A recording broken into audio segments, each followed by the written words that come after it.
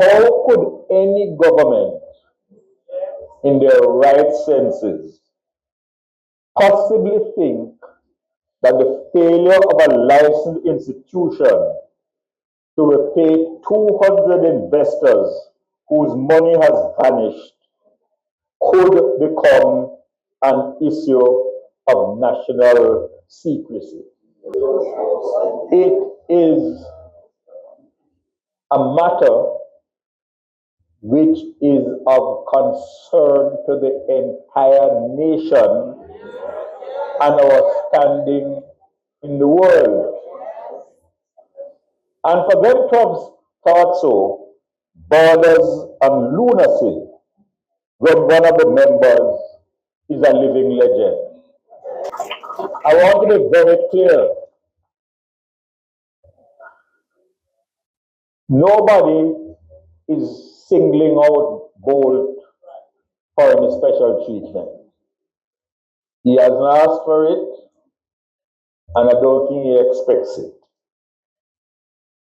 But the widowers, the pensioners, and all the persons who were robbed have a compelling interest in finding out how the money goes. Usain Bolt is a loyal Jamaican who is an international icon. It is just sheer stupidity for them to pretend that this thing can happen and the opposition is not going to say anything about it. We're not creating any partisan issue out of it. This is a national issue. My own profession and disposition, I don't like to engage in rumor, speculation, or gossip. I know there is a legal presumption of innocence to which all accused are entitled.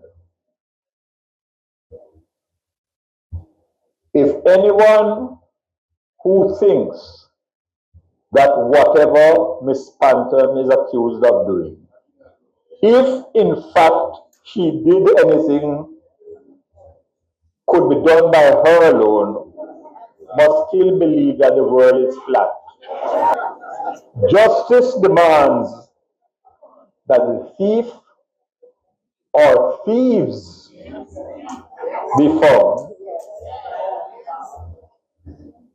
and receivers of the stolen money, if any,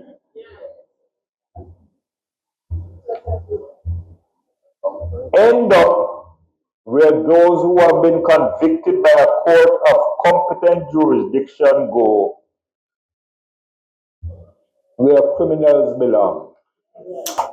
Bolt's money was not lost, it was stolen, plain as daylight.